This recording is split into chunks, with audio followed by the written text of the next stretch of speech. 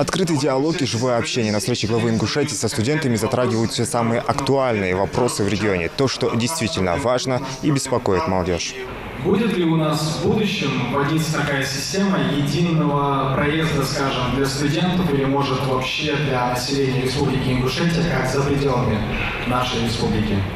Я знаю, что ветераны определенной категории есть, пенсионеры, там, военные. Но вот про студенческие, я думаю, у нас это тоже получится. Это на региональном можно сделать.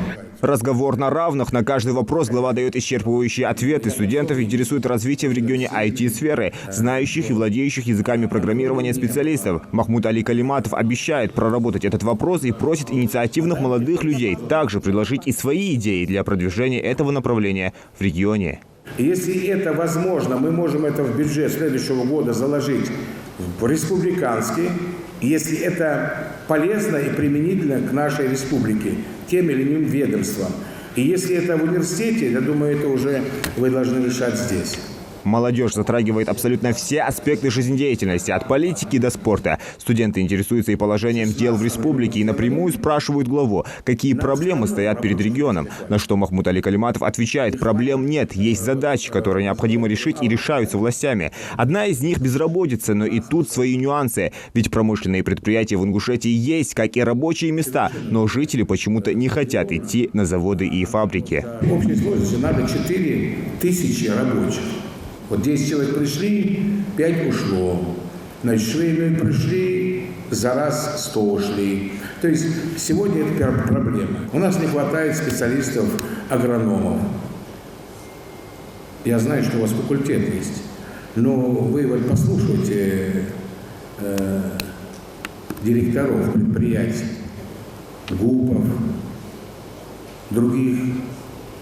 Они вот говорят, нет у них специалистов. Ну, что я скажу? Бог без отда. Хан Бог без отда. Если человек сам должен, да?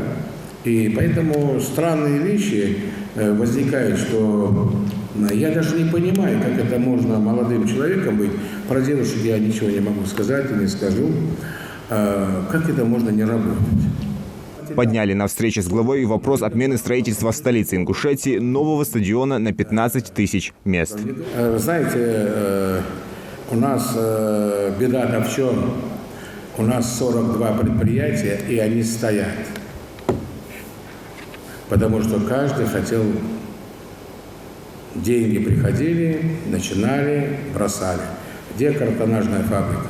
Где ДЭО-автобусы? Где у нас, и перечислять вы сами знаете. Вот стадион, когда мне сказали, стадион на 15 тысяч человек, да? Изначально была цена 600 миллионов. Потом она доросла до 15 миллиардов. 15 миллиардов. 15 тысяч человек, стадион. В Мордовии построили стадион на 42 тысячи за 14 миллиардов. На 42 тысячи человек. А в другом регионе 45 тысяч, 12 или 14 миллиардов. Вот. А у нас предлагали, я когда встречался, я им задал один вопрос. Сказал, сколько вам кубометров воды нужно на этот стадион? Ну, сколько кубометров воды нужно? Мы не считали, да хватит. Нет, подождите. У нас 2 раза выделялось миллиардами деньги, и у нас воды нет, потому что все коммуникации с БУ труб построены, и они дырявые. И сегодня, в 21 веке, чтобы людей не оставить без воды, мне пришлось с Фонда развития республики купить 14 водовозов в 21 веке, чтобы людям дать воду. Потому что я не могу заменить эту трубу вчера или сегодня. У меня, во-первых, финансов на этого нет. А их миллиарды выделялись. Это не сделано. Так вот, стадион нам надо было софинансировать 30%. То есть 15 миллиардов мы должны были вложить, республика. 4 миллиарда 700. Республика. Догадайтесь, сколько у нас бюджет, который мы собираем. 4 миллиарда 800.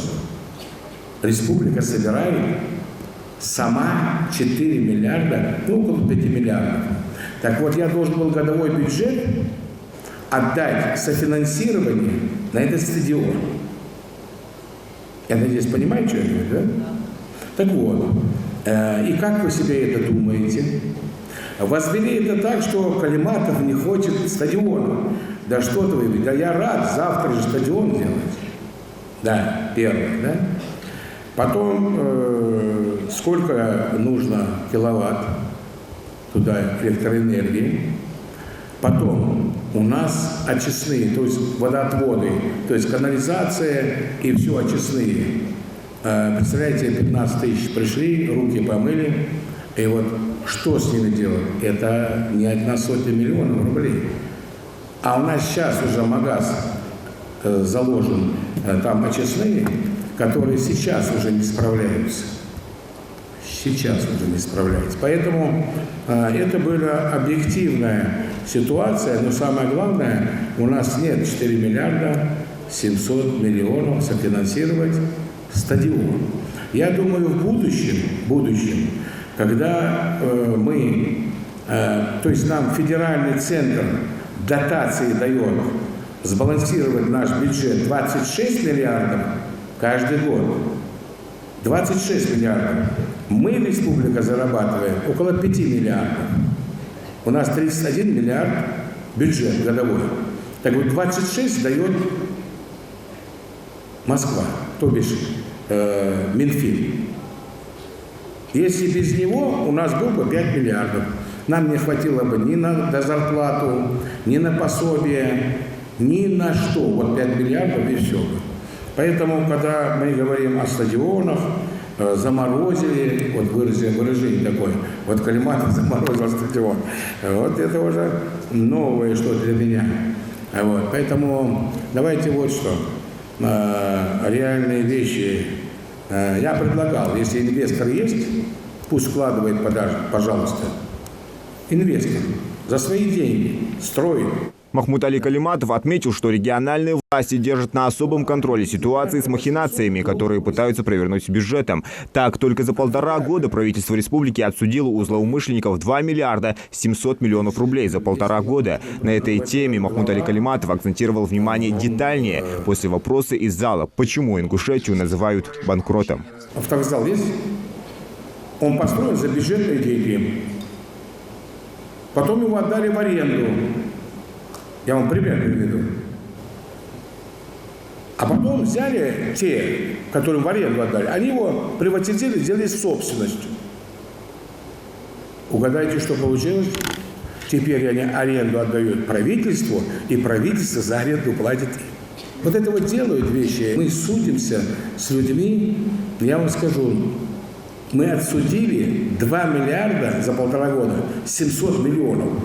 С требованиями незаконными, которых к правительству обращались в суд. Сейчас мы сидим в судах, более 400 судах, процессах. И вы думаете, с нами судятся китайцы? Нет. Наши. Я прямо не скажу, но с сомнительными документами, которые предъявляют в суд. Сомнительно, мягко скажу. Не меньше молодежь волнует и проблема наркомании. Глава напомнил, что является председателем антинаркотической комиссии в республике и рассказал о недавнем изъятии крупной партии запрещенных веществ. У нас буквально там неделю назад 1,5 килограмма изъяли героина. Это очень важная тема. У нас на сегодняшний день, я вам скажу, 1635 официально стоит на учете наркоманов. Официально. Если брать латентность этой преступной ситуации, то она где-то 3-4 тысячи. Правоохранительные органы работают. И с нашими старейшинами встречался.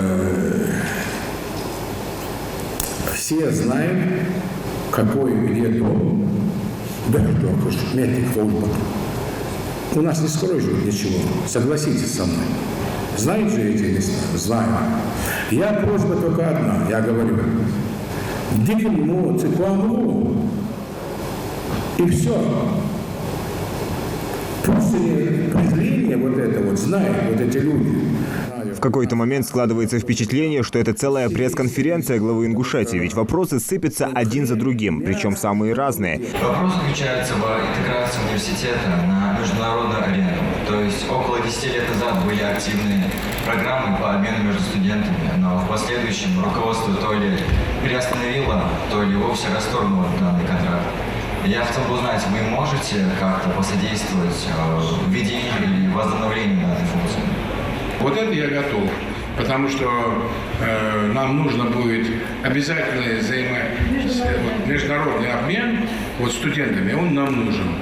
Это, я думаю, будет полезно и правильно для нас. Такого открытого формата общения студенты не ожидали и остались довольны личной встречей с первым лицом республики. Мне очень понравилась сама встреча, так как на ней можно было задать все самые разнообразные, интересующие нас вопросы, и не было никаких ограничений. И сам глава объективно отвечал на наши вопросы, что тоже очень понравилось. Махмуд Али Калиматов в завершении отметил, что готов общаться и дискутировать с ребятами в любом формате, а значит, встреча не последняя. Зелимхан Калоев, Магомед Белакиев, Новости 24.